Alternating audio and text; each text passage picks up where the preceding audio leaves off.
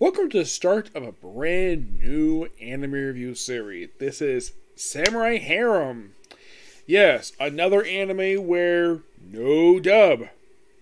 Yeah, for no explained reason, there's no dub. And if you're curious though, when the heck was this anime released? 2009. And by the way, it was released here via Senta Filmworks. The manga, which is adapted from, was released in 2011 and is published by Tokyo Pop. And you're thinking, Tokyo Pop? That seems like a real name for a publisher. Is there an anime you covered? Nick, is there an anime covered that basically is based on their manga they publish here? Yes. Rave Master. Yep, Rave Master is one of the one I have covered.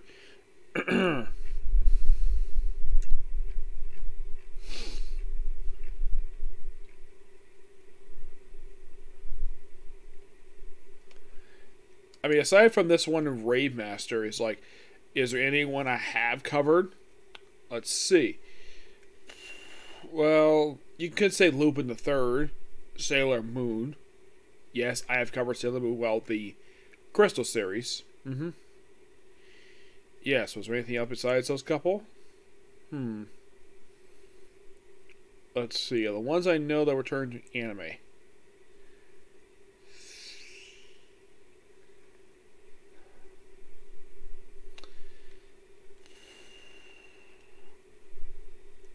Card Captors. That's another one that they. Let's see. Yeah, Card Captor Sakura. Well, they published it as a C manga. Yeah. But yeah, I think this is only like the third anime that I've covered based on them. Yes, I believe so.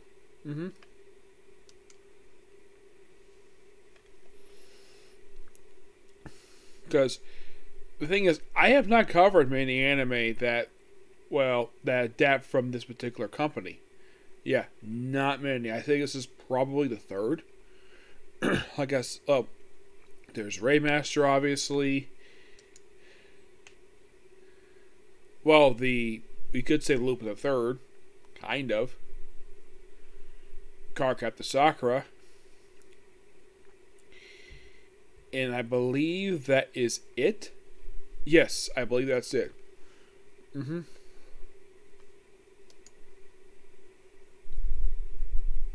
Yeah, definitely. Now, the manga, the whole series is basically about this kid, this teenager who comes down from the mountain. The kid is a samurai. Except he doesn't carry a katana with him. He carries a wooden sword. No, it's not a kendo stick. It's a wooden sword. So it started with him just training the mountains. We pretty much matched everything. He's there with his father, which, here's the strange thing about his father. There's no name for him. He just referred to as, by the way, the kid's name, the guy's name is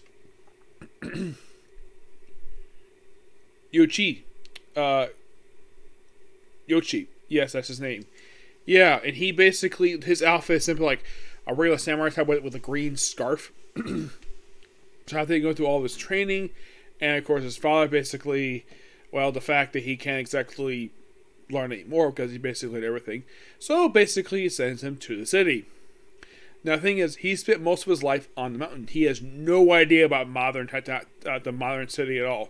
So when he arrives there, now where exactly does he go per se? Here's the strange thing about the anime. They just list, oh, it's a city. It could be implied it could be Tokyo, but it's never stated what city he goes to. He just has some random mountain that goes down below, okay? So, he just, now here's the thing. Now, these first two episodes I'm covering are adapted from the first two chapters. And there are changes. Yes, there are changes. Mostly in terms of location, and they actually change one small thing from an actual scene later on. But mostly put the flow of these two episodes does pretty much cover like everything that's there first two chapters of a 58 chapter manga. Now, how many chapters does this 12 episode anime cover? Well, you'll find out. So he arrives in the city, he's like, oh, this is a modern city. And then we see another character making his debut in the scene. A character by the name of... If I can find his name here.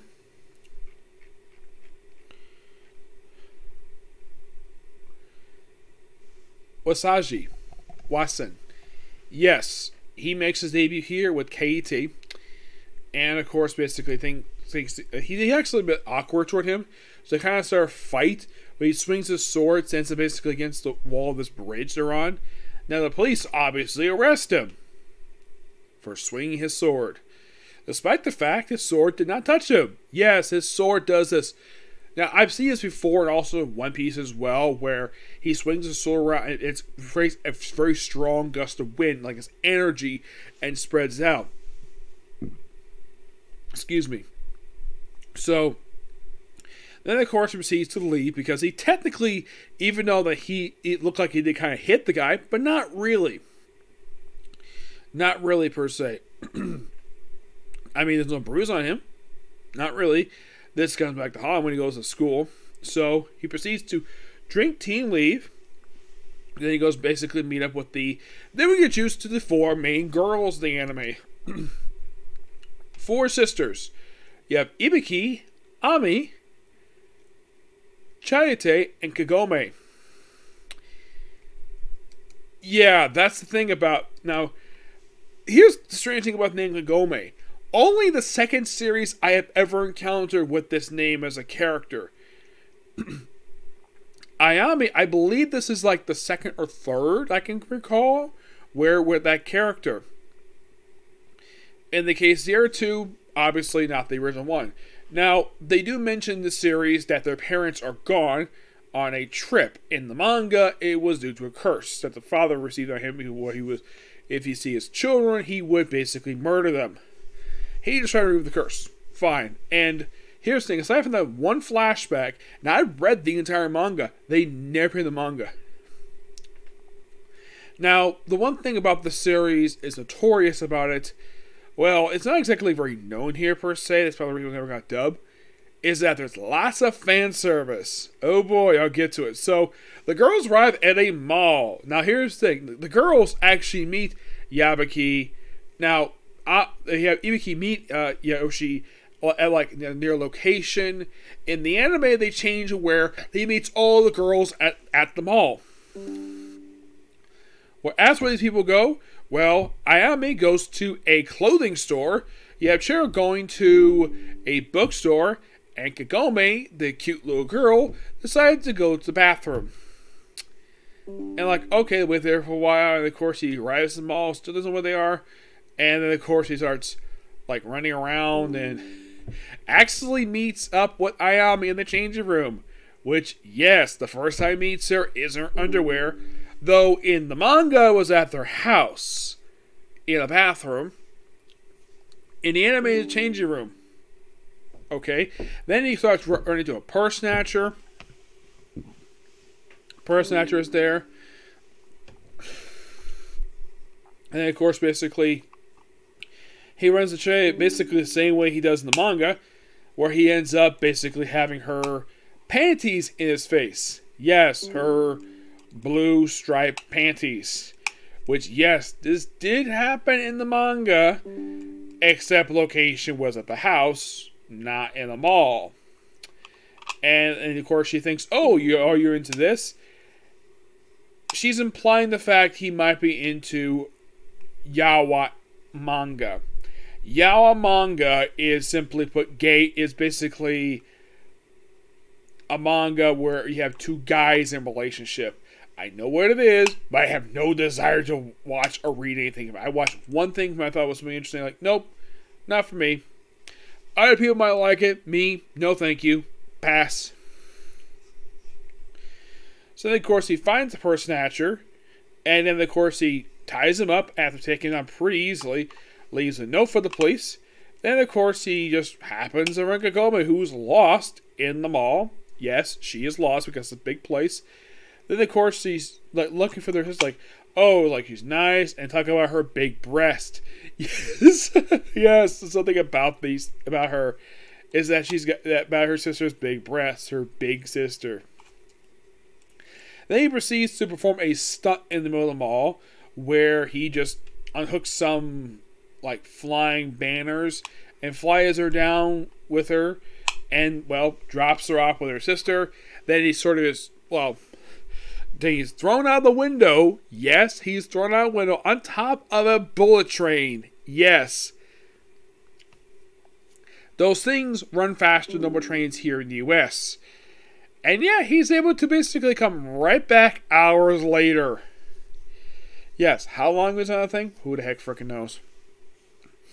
Then he meets up with, of course, with Ibiki, and like, oh, you're she. And of course, recognized because the style in the manga was something else. So he's so arrested, but before he hit a police station, they received complaints by him because of his apparent rampage. So he proceeds to apologize to all the clerks and the old lady whose her purse was stolen. Everything would forgive him, no problem. And whatever charges they had on him, basically just let him go. I don't think they found they charged him. He just basically just brought processing and just let him go. And they go home and it's like, okay, we'll show you a tour later. And if you're curious though, does he ever go on tour of this particular dojo? No, they actually don't show the tour. It's implied this is done off panel. So basically he comes in as a freeloader. Yep, and he meets the girls again. And it's like, you're the pervert. You're the one in that manga. And oh, you're Mr. Samurai. Yeah, his nickname is simply put usually his name or Samurai Kun.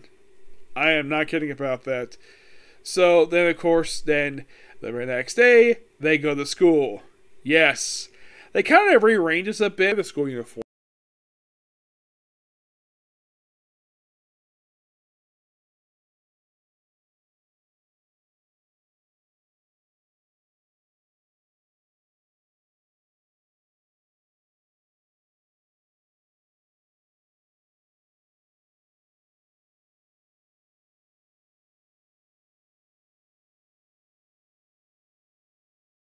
For reasons.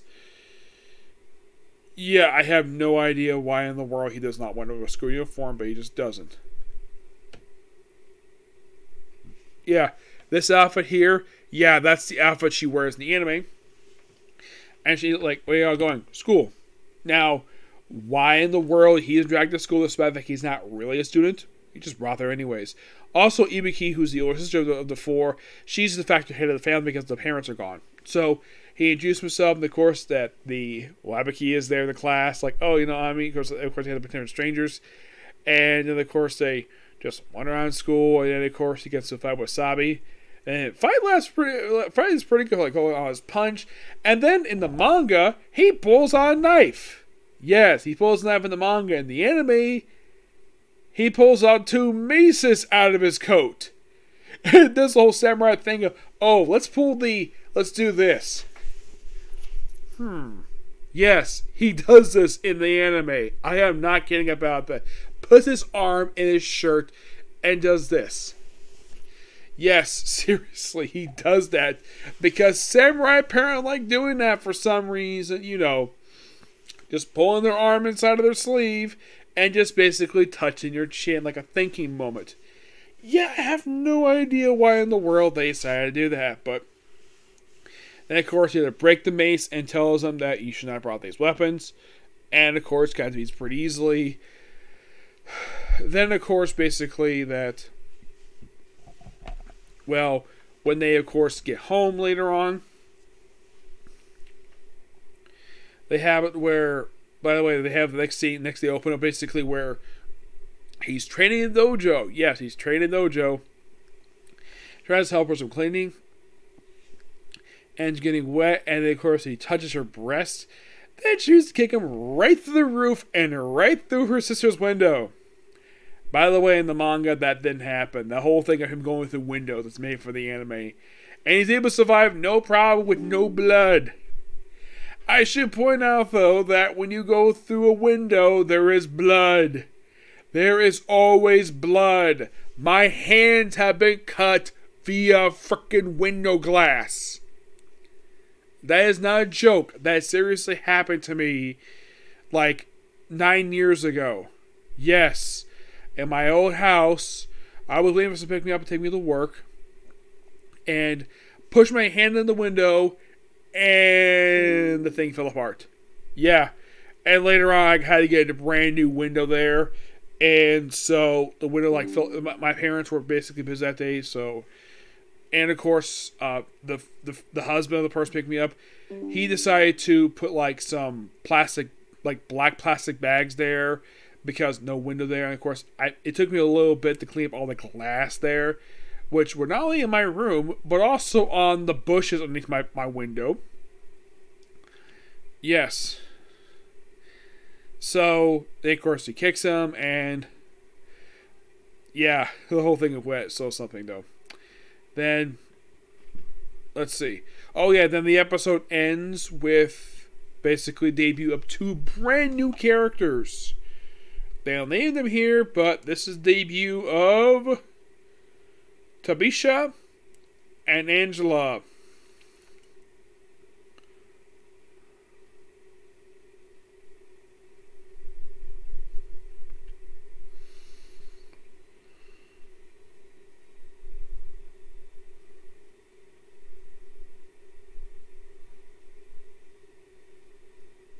Yeah. Yeah, there'll be something to explore for the next episode, but I'm enjoying this series so far. I'm only 2 episodes in. So yeah, that's episode review. Next episode is going to be One Piece. Okay, next video. Bye.